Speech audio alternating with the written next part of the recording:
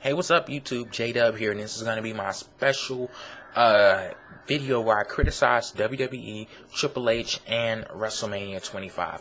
But before I get started with that, like I always do, thank you to all of my subscribers, all 640 of you. If you just happen to be watching this video right now and you're not subscribed, click the yellow button right over there.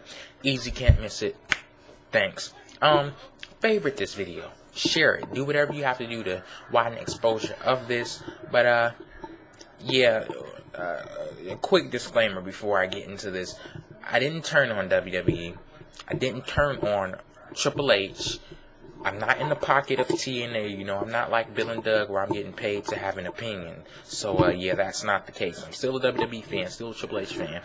But I got a little peeved. I won't say pissed off or frustrated. A little bit peeved.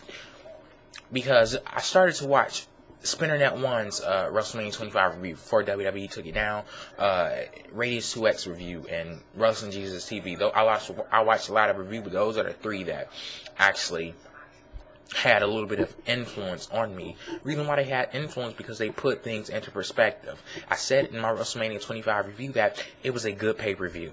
I stand by what I said. I'm not going to change that. Hopefully this video doesn't contradict anything that I said in that video, but like I said, it was a good review. It was a good pay-per-view, and I stand by that. But with watching all those other reviews, the ones that I just named,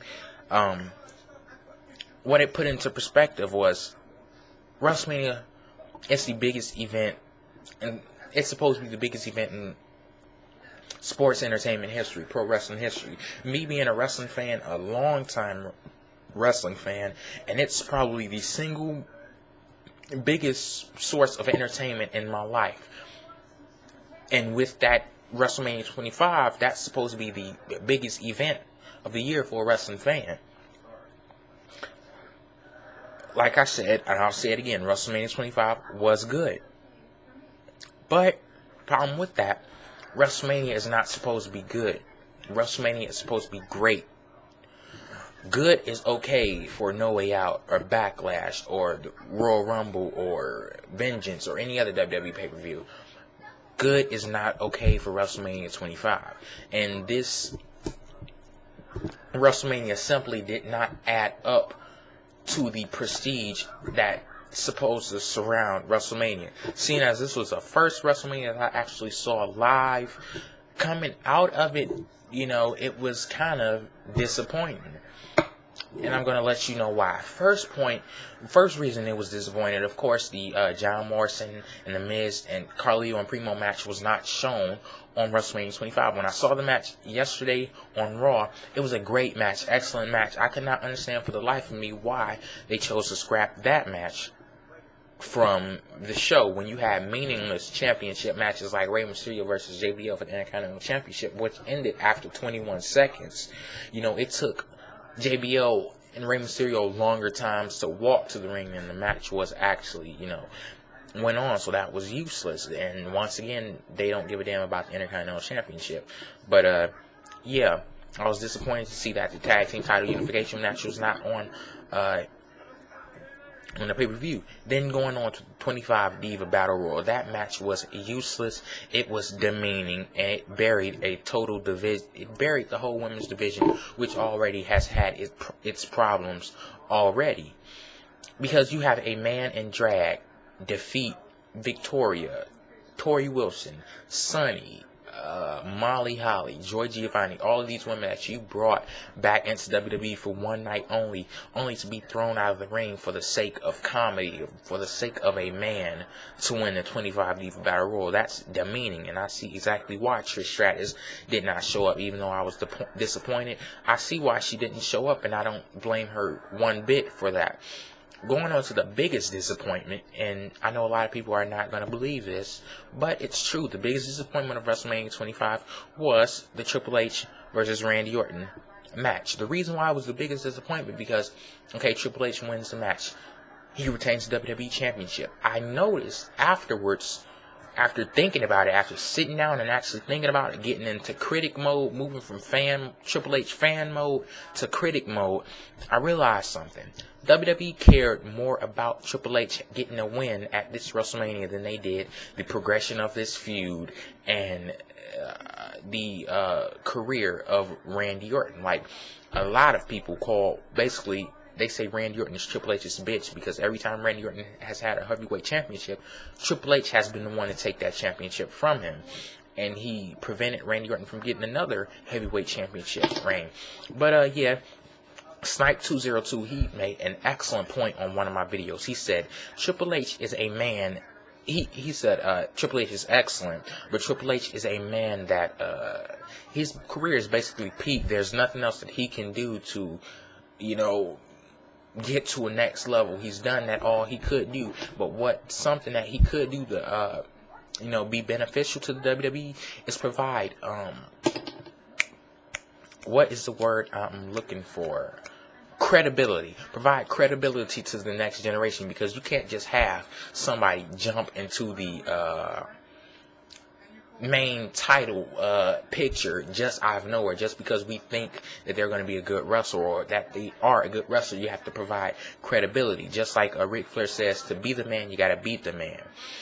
Triple H is a person, as Snipe202 puts it, a person that can provide that credibility to the next generation. And he did not do that at all at WrestleMania 25. Some people say he buried Randy Orton, a person that WWE was looking to be the face of WWE, the next super huge mega star. But that was all halted at WrestleMania 25 just for the sake of having Triple H get to win. WWE creative team, Vince McMahon, whoever it was, they're thinking, Triple H hasn't got a win at WrestleMania 25. At WrestleMania in a couple of years, since 19, I think. So he has to get this win at 25. I know a lot of people are thinking that a McMahon is going to interfere. A lot of people are thinking this match is going to end dirty, but we have to get a clean pin, a clean 1, 2, 3 over Randy Orton. We have to let Triple H get this clean win. They cared more about Triple H getting the win than they did the ending in the main event of WrestleMania 25, and that's disappointing to see. A lot of people talk about, why do they always have Triple H, John Cena, and Edge in the main event title picture? Frankly, I'm getting a little tired of it too. It's been increasing more over these past couple of weeks, because you have people like John Morrison, you have people like CM Punk, you have people like Chris Jericho, who was thrown into a match with 3 guys that could be old enough to be his father, probably grandfather too, when he's the first ever undisputed champion in WWE, and he gets thrown into a match like that at the grandest stage of them all. They could have used him a lot better than they did, but for some reason, Triple H, Edge, or John Cena, they just have to have the belts. What is WWE going to do when Triple H, Undertaker, and Shawn Michaels retire? When that generation that people so remember from the 90s retire, and which some people are only watching WWE to see those 3 guys, what are they going to do when they retire and WWE doesn't have the megastars to replace them? Right now, you can have those guys offer credibility to the next generation, which you aren't doing. You aren't building your next generation of stars. You keep having people like Shelton Benjamin, MVP, all of those guys that's, just at the surface. It's like a glass door. It's like a glass door or something. You can see them right there, but you can't touch, because it's like all the time they're reaching for that doorknob, but the other door just keeps getting slammed in their face. When are they going to have their chance to shine? Is it going to be when it's too late, when nobody gives a damn about WWE anymore? Is it going to be when Triple H, Undertaker, and Shawn Michaels retire, and basically you have new faces in the main event picture? It's going to be just the same as watching TNA or Ring of Honor. Like, a selling point for WWE is that they have familiar faces, familiar stars. They have big mega stars. What's going to happen when these mega stars retire and WWE is put on the same competition level as Ring of Honor and TNA?